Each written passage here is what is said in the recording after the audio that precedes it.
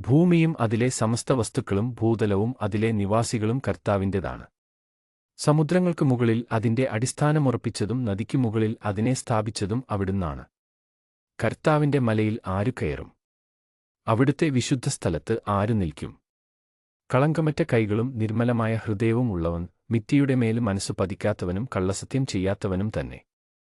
അവന്റെ മേൽ കർത്താവ് അനുഗ്രഹം ചൊരിയും, രക്ഷകനായ ദൈവം അവന് നീതി നടത്തിക്കൊടുക്കും.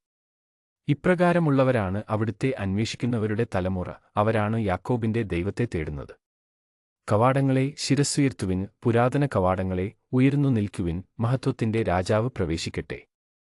ആരാണ് ഈ മഹത്വത്തിന്റെ രാജാവ്?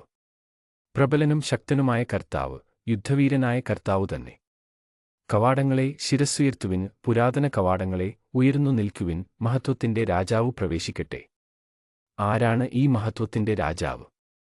സൈന്യങ്ങളുടെ കർത്താവു തന്നെ, അവിടുന്നാണ് മഹത്വത്തിന്റെ രാജാവ്.